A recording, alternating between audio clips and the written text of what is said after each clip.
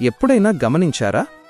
మన చుట్టూ ఎంతమంది ఉన్నా, ఎంత గోల జరుగుతున్నా, మన మనసు మాత్రం ఎక్కడో లోతుల్లో ఒక నిశ్శబ్దంతో కొట్టుకుంటూ ఉంటుంది. ఆ నిశ్శబ్దం మనల్ని భయపెడుతున్నప్పుడు, లేదా మన చుట్టూ ఉన్న మనుషులకి మన మాటలు అర్థం కావట్లేదు అనిపించినప్పుడు, మనం చేసే ఆ ఒక్క చిన్న పని గురించి ఈరోజు మాట్లాడుకుందాం. సైకాలజీ ప్రకారం మనిషి ఎప్పుడైతే తన కళ్ల ముందు ఉన్న రియాలిటీని ఫేస్ చేయలేకపోతాడో, ఆ చేదు నిజాల్ని ఎదుర్కోవడం తన వల్ల కాదని అర్థమవుతుందో, అప్పుడు తనకి ఒక ఎమోషనల్ షెల్టర్ కావాలి. అంటే ఒక మానసిక ఆశ్రయమన్నమాట. ఆ ఆశ్రయమే మనం వినే మ్యూజిక్. నిజంగా లైఫ్ ఎప్పుడైతే చాలా హెవీగా అనిపిస్తుందో, అడుగు ముందుకు వేయడం కూడా ఏదో పెద్ద భారంగా మారిపోతుందో, విపరీతమైన స్ట్రెస్లో ఉన్నప్పుడు మనం చేసే మొదటి పని ఏంటో తెలుసా? ఆ ఇయర్ఫోన్స్ తీసి చెవుల్లో పెట్టేసుకుని ఈ ప్రపంచానికి దూరంగా ఎక్కడికో వెళ్ళిపోతాం. ఎందుకంటే సైకాలజీలో సేఫ్ హ్యావెన్ అనే ఒక కాన్సెప్ట్ ఉంది. ఆ మ్యూజిక్ ప్రపంచంలో మనల్ని ఎవరూ జడ్జ్ చేయరు.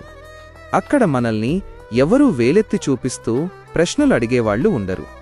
మనం ఫోన్లో ఆ వాల్యూమ్ పెంచుతుంటే అది కేవలం సౌండ్ పెరగడం మాత్రమే కాదు, మన చుట్టూ ఉన్న ఆ గోల, ఆ ప్రాబ్లమ్స్, ఎదుటివారి ఎక్స్పెక్టేషన్స్ అన్నీ ఒక్కసారిగా మ్యూట్ అయిపోతాయి. సైంటిఫిక్గా చెప్పాలంటే, మనం ఒక పాట వింటున్నప్పుడు మన బ్రెయిన్లో డోపమైన్ రిలీజ్ అవుతుంది. అది మనల్ని ఆ నిమిషానికి ఉన్న టెన్షన్స్ నుంచి బయటకి తీసుకెళ్తుంది. ఆ క్షణంలో ఆ పాట ఒక్కటే నీ ప్రపంచం. మనం హ్యాపీగా ఉన్నప్పుడు ట్యూన్ని ఎంజాయ్ చేస్తాం, అది మామూలే. కానీ ఎప్పుడైతే లోపల ఏదో గాయమవుతుందో, బాగా హర్ట్ అవుతామో, అప్పుడు మాత్రం లిరిక్స్ని మన ప్రాణంలా ఫీల్ అవుతాం. ఎందుకంటే ఆ లిరిక్స్లో మనం కేవలం ఆ పాటని కాదు, మన సొంత స్టోరీని వెతుక్కుంటాం. దీన్నే సైకాలజీలో కాగ్నిటివ్ రిఫ్లెక్షన్ అంటారు.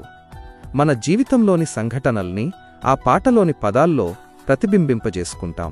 ఎవరికీ చెప్పుకోలేని, మన లోపలే దాచుకున్న ఆ బాధని ఏదో ఒక పాటలో లిరిక్స్ రూపంలో వినపడగానే, అమ్మో, నన్ను ఎవరో పూర్తిగా అర్థం చేసుకున్నారు, నా బాధ వీళ్లకి ఎలా తెలిసింది అనే ఒక చిన్న రిలీఫ్ వస్తుంది. చూసారా? దాన్ని వాలిడేషన్ అంటారు. అంటే నేను ఒక్కడినే కాదు, నాలాంటి ఫీలింగ్ ఉన్నవాళ్లు ఇంకెవరో ఉన్నారు అనే ఒక భరోసా. అది చాలు, మనకి మళ్లీ ఊపిరి వచ్చినట్టుంటుంది. నిజానికి ఆ సింగర్కి మనం ఎవరో తెలియదు, కాని మన గుండె బరువు మొత్తాన్ని ఆ 4-5 లైన్లలో రాసేసినట్టు అనిపిస్తుంది. నిజం చెప్పాలంటే, అసలు ఈ మ్యూజిక్ లేకపోతే మనలాంటి ఓవర్ థింకర్స్ పరిస్థితి ఏంటి? మన ఆలోచనల సుడిగుండంలో పడి ఎప్పుడో పిచ్చెక్కిపోయేవాళ్లం. దీన్నే సైకాలజీలో సర్వైవల్ మెకానిజం అంటారు. రాత్రిపూట నిద్ర రానప్పుడు, కిటికీ పక్కన కూర్చుని అలా ఆలోచిస్తున్నప్పుడు, లేదా ఎక్కడికైనా ఒంటరిగా జర్నీ చేస్తున్నప్పుడు ఈ మ్యూజిక్ మనకి ఒక అదృశ్య తోడుగా నిలిచింది. అందుకే ఇది కేవలం ఎంటర్టైన్మెంట్ కాదు, ఇది మనకో థెరపీ. మనం దాక్కునే ఒక హైడింగ్ స్పాట్, మన సర్వైవల్. ఈ ప్రపంచం నిన్ను వదిలేయొచ్చు, మనుషులు నిన్ను అర్థం చేసుకోకపోవచ్చు, కానీ మ్యూజిక్ నిన్ను ఎప్పుడూ వదలదు.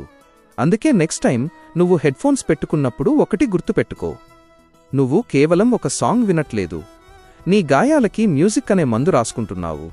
నిన్ను నువ్వు బాగు చేసుకుంటున్నావు, హీల్ చేసుకుంటున్నావు. సో ఇంకెందుకు ఆలస్యం? నీకు నచ్చిన ఆ పాటని ప్లే చెయ్యి, నీ ప్రపంచంలో కాసేపు హాయిగా విహరించు. మళ్ళీ రేపు మాట్లాడుకుందాం. అంతవరకు టేక్ కేర్.